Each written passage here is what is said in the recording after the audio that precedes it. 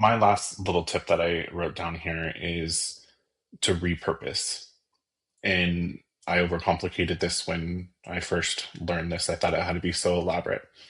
But you mentioned YouTube, right? If you do a video, great, you did a video. That's one platform that now is going to help the algorithm for you to be able to be found. Good. Now let's take that one video and can we slice it and dice it into different reels that now you can have 10 reels from that one video, two reels from the one video. Welcome to the Leading Lane podcast for real estate pros by real estate pros with your hosts, Ashley Frederick and Stephen Birch. If you're looking for an honest, authentic, and raw perspective, you found it. All right, welcome to the Leading Lane podcast. Ashley has some exciting news from a client, right? Some client success that we want to chat about. You didn't know where I was going with that, Nope, did you? never do. So you recently have been working, or you've been working with a client for about a year now, Mhm. and working on marketing tactics and just looking at things a little bit differently on how to be able to maximize time and efficiency. And one of the big things that you shared with me was, of course, we love ChatGPT and AI, but being able to work with your client and getting them ranked to show up while somebody, a consumer, goes to ChatGPT and says something to the effect of, who's the best realtor in blank city, right? Mhm. And getting your name as the agent to be able to pop up as a recommendation from ChatGPT. So tell us about that experience. Like, first tell us the good. Like, what did your client think when she actually had success from this? I think it was maybe a little bit of shock. Right, we're doing all this behind the scenes work, and a lot of times I think people don't understand like the bases of what we're trying to set up so that these types of things happen. So Right. for me, it was kind of nice to be like, see, the things that we're doing behind the scenes does actually work. But she actually had someone that typed it into Chat GPT and they contacted her, and like the next day she went for a listing appointment. Um, Wild, right? yeah, so Like, like one way that we kind of joked about it was like, well, that just paid for how many sessions more of coaching. boom, mic drop, right? Right. But I think that people forget about like there's so much online, and Mhm. like the SEOs are important as to where people like where your information is, and it can't just all be like static information. It has to be whether you have a blog or you have like newsletters, right? But one thing we really spent some time focusing on was Google, actually. So how does that work then? Let's break it down from, I know nothing about ChatGPT and how do I even get my information inside of ChatGPT? What does that look like to start that process? I mean, I'm not positive either. It's not like you can put like tell Chat GPT to say that you're right. So I think that one, you need to be a frequent user of Chat GPT so that it gets used to your name, right, and Mhm. whatever you might be doing. So whether it's listing descriptions, responses to emails, pricing accordingly, like right, you're getting Chat used to you using it for your real estate purposes. But then Chat's pulling from all different types of things, right? They're not just pulling from one type of platform. So one of the big things I stressed to her was like her Google business profile page was like non-existent. It was Right, maybe there, but I think that it might have even been tied to like her old company, which is how many years ago? Like right. 7 years ago. Yeah. And no additional information on there, no reviews on there. So I actually connected her with someone here locally that more or less kind of runs like the behind the scenes of it. So making sure that all of your information is up to date, making sure that the SEOs are going out, but then she didn't think she had access to it. I think it was all tied to like an old email. But then giving her access and updating pictures on there. I think I need to work on that myself, but I think that is something I've seen more and more is that we put so many things on Facebook and Instagram or whatnot, but there is actually an avenue to put those things on Google, so that like pictures of your listings, of your reviews, all those types of things will in the back end, I feel, feed to ChatGPT, because that was probably the biggest thing that we changed on her end. And I know that before that, I don't think she was showing up as any type of ranking. Definitely not in ChatGPT, Mm-hmm. right? And the way that I like to think of it is, when you go to Google, yes, you're going to one platform and it's pulling all the things feeding to Google.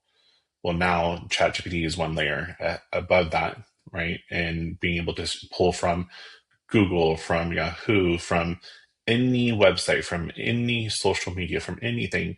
And so it's just so much more dynamic. And so if you're only focusing on Facebook, there's so many other platforms that are out there that are available, not even just social, right? Your blog writing, your newsletters, those different things that you're constantly doing, your personal website, posting things constantly on there. The more that you are giving it the energy, the knowledge, the resources, that means that you're ranking and your name is being said multiple times over and over and over.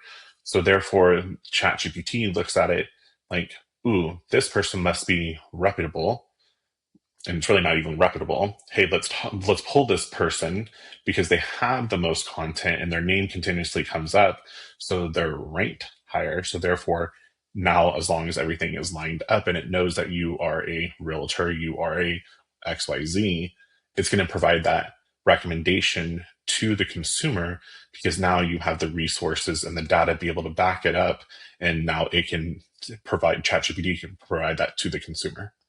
So it's multi-channel, Mm-hmm. multi-dimensional, not just a one size fits all. It's not a let me just pay somebody to go and do this for me. Like, it takes effort and it's consistency. Well, I think it's also like not being you don't want to appear like as a bot, right? So Right. it's not just the posting, it's also the engaging. So it doesn't There you look go. like you're just there posting like just listed, right? It has to be more type of engaging type things, which also helps on the content platforms. When we first started, I told her like it would appear like you're not in real estate, what I Mhm. can find online. And now, if you were to go to any of her social media handles, you would know that she is an active realtor. So, I think it goes back to some bit of like imposter syndrome for people. Mhm. I think it also goes back to the death by comparison. You just want to compare what you're doing, or well, like they do videos, so I don't need to do videos, or I shouldn't do videos. And it doesn't matter, because again, like if they're going ahead and posting those videos, they're the ones that are going to drive the content on the back end, not you. I think I saw someone post like one of the things that they're doing is unfollowing agents that they compare themselves to. And I thought that that was a healthy thing. Like I unfollow people that I just like their content to me is not appropriate or isn't really consumer facing, if you will. So like those things that if they just annoy me, I'm like, or I think it gives real estate a bad name, like I just unfollow them because I don't need to see it. So I think that people need to remember that if there's something that is bothering you, like if you really bother that person, like posts videos and you do, then just unfollow them and you won't know that they're posting videos. You have to do your own thing. Right. That's it. Right. So, like, and I think that's kind of a thing in society, definitely in real estate industry, is that the jumping to the new shiny thing and seeing somebody else do something new and shiny, there goes that comparison. And then now that distracts you, takes your energy away from what you know you should be doing to Mhm. something that you have to go and develop and build out and spend more time and effort, which that's not where your best time use is going to be. Mhm. It's making sure that you are having your plan, not just popcorning it and jumping all over the freaking place. Have your plan and be able to be consistent.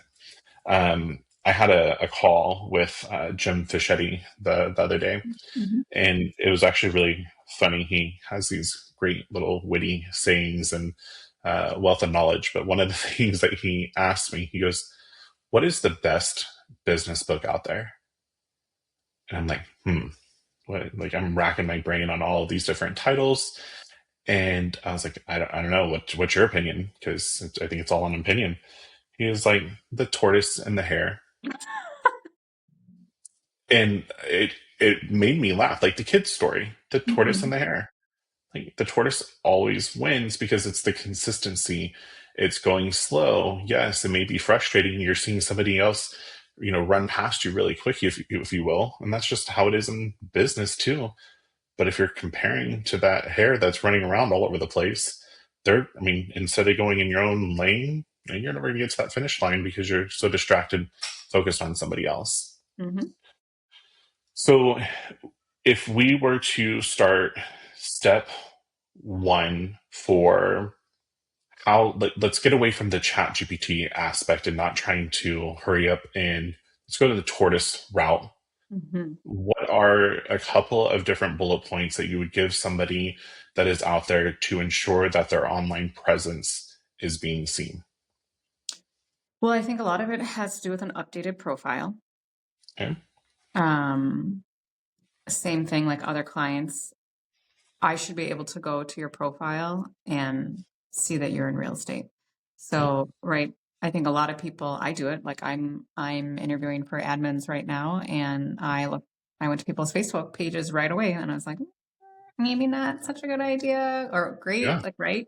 So I think that you want to be able to show. I mean, and it's even like your picture can be whatever, but even if people were to click on your picture, like then within the picture it could say realtor, etc. I still feel like the business pages aren't as, I don't know, like aren't as big as they were. I still think that like your personal, I think that that has changed a lot from when I started in real estate. We used to put everything on our like Ashley Frederick business page. And I just feel like that doesn't have the same notation anymore. I really feel like you do kind of now have to marry the two of your personal and your business life. So I think making sure that, even the verbiage underneath your name clearly states that you are in real estate and what areas you're serving. And then I think it really comes back into what you're actually posting. So I think that if you're starting out and you don't have, listings, an easy one is within your office. You should be able to share other people's listings. But otherwise, I mean, think about what you had to learn as a realtor, like Realtor 101, like what tips can you give people? Like here on video or like getting a pre-approval letter. These are the things you'll need to consider. So I think that we put a lot more weight into like doing these astronomical videos of house walkthroughs, which, I'll be honest, like in small town USA, like great, okay, that might help for big listings. I think that some of my sellers would not appreciate like if I poked fun up their house, and Right. those types of things. I think that some people are like, that's why they're not doing some content, is that because they're trying to compare to that. I think just being yourself, but also posting that you're in, real estate, that you are looking for business. And then, I think it still goes back to relationships. So the thing is, I think I had told my client that I had the same experience over the summer, that someone messaged me and I asked where they got my name, because I always like to reach out to someone if they gave them my name. And she said, well, ChatGPT gave me your name. And I thought that was the craziest thing, right? That one client alone, though, gave me 2 other referrals. So, right, like it's not just the online presence of it, it's still like what you do once they're a client of yours. So obviously, like they were happy with my services enough that they referred. But I think, like there's not one piece of the puzzle that solves all the problems. It's having to Yeah. put all these pieces together to make them work as one, so that you have the systems, you have the online presence, and then they kind of start to work as this onward circle within each other. And let me give you like a prime example of like updated profile, because I think when we hear profile, or at least when I first heard profile, I just go automatically to I need to update my bio. Hmm. Like, yes, that is some of it, but something as simple as your contact information. Oh my gosh! Like legit, yesterday we had a buyer walk into the office, handed me their pre-approval, and said, "I'm ready to buy." Great, got a copy of the pre-approval. Asked if we can schedule something out. They were totally fine with it. And then when I looked at the pre-approval a little bit later, because I was going to email the loan officer, nowhere to be found is a phone number for this loan officer. Yep. Nowhere to be found is an email address. So I go to Google. Nowhere on their website, anywhere, is there any contact information for any loan officer within the 8 different branches that they had. What? So I had to call a main office, wait on hold, to then get transferred how many times to finally get an email. And then lo and behold, once I emailed the person, in a matter of like 10, 15 minutes, they emailed me back with the response. They just wasted my time, right? And let's be real, I'm doing this because this is what a client wants me to do. That's who they want to be able to utilize. So I'm going to make the effort. Flip that. If I'm the consumer and I'm trying to buy a house or whatever I'm trying to do and I can't get a hold of you, I'm not going to spend that much time trying to track you down. I'm going to go on down the list to somebody that is more available, like readily available, and their contact information. It's so simple.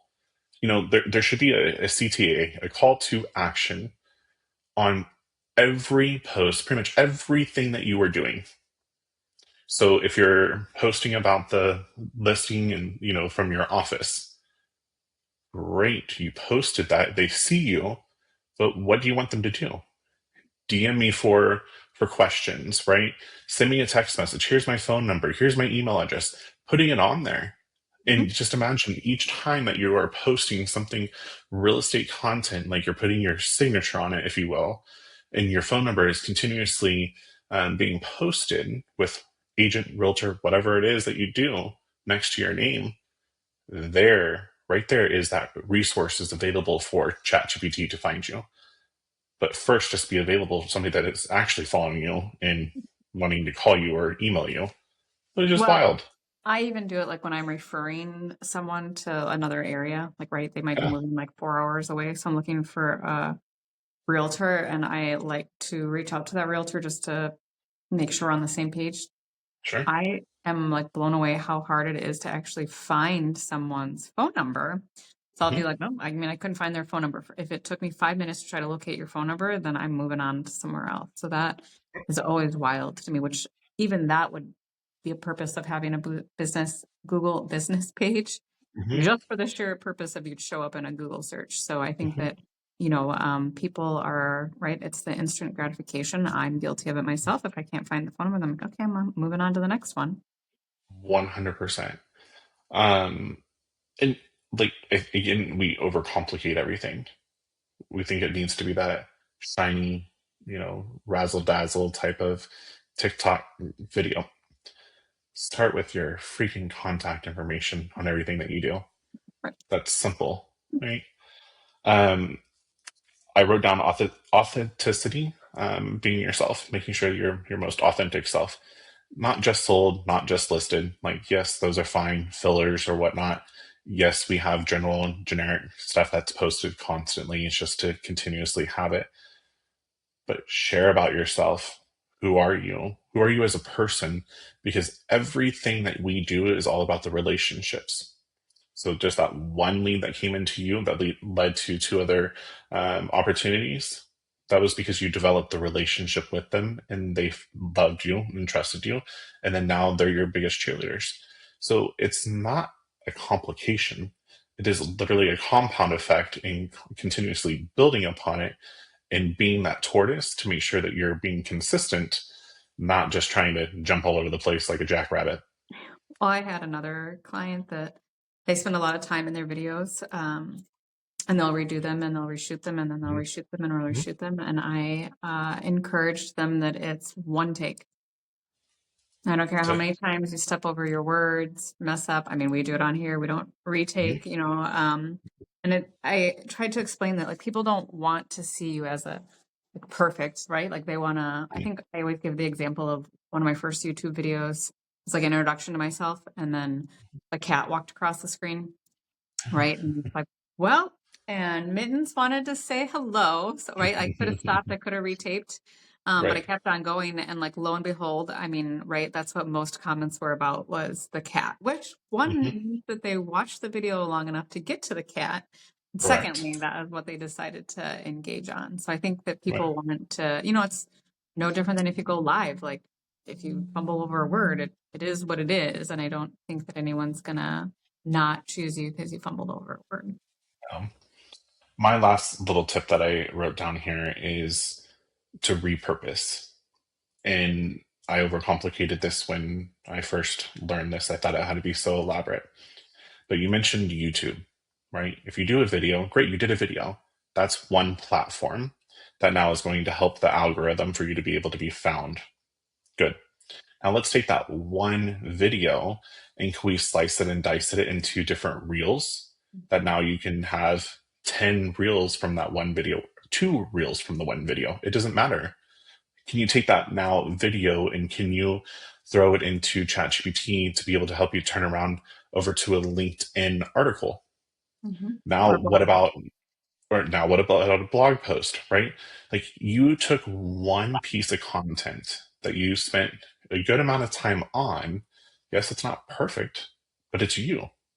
post. So turn it around, know who your audience is on those types of platforms. So like LinkedIn typically is different professionals. So you're going to speak a little bit differently than how you would speak on Facebook just as sharing with friends. Right. So it's just making sure that you work with ChatGPT on altering, or you writing it if you want to, altering what it should be saying and helping you now rank higher and more consistently inside of LinkedIn. It's just a compound effect. Well, Repurpose the shit out of everything. the other thing with like the last bit of information or advice that I'll give, which I've seen and I think it does help, is actually like repurposing your listing description. So they say weekly, which that is a lot if you have a lot of listings. But I have been like throwing mine into ChatGPT, and there's a specific formula, and you actually say that you want it to like coincide with Zillow. Mhm. What feeds Zillow's best or whatever. There's a whole description for it, and it repurposes your listing description, and then you update it. And I did that like twice last week, and then sure enough, like on 2 listings I hadn't had any calls on, I got 2 calls, and I was like, well, is that just a coincidence or Or does it actually work? right? And then you got to Like, think, if you're training your chat GPT to redo your listings that frequently, again, it's just more mhm. content that you're putting into chat GPT. And then that in turn helps you on your side, which then turns around and helps you gain more clients later on and increases your reputation. Right. Reputation management There you go. 101. That's the title.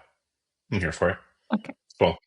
Well, kudos to you and kudos to your client that has had great success with the small but powerful things to be able to generate more business, because we all know that this industry, this world right now is harder than ever. And so you're going to have to make sure that you alter what you're doing if you want to be able to survive, especially in the real estate industry. Thanks for tuning in. Tune into the next one. Appreciate you guys. If you've enjoyed today's episode, please like, subscribe, and share with others. Stay connected for more genuine insights and strategies to boost your real estate career on Facebook or check out our website. We'll see you next time.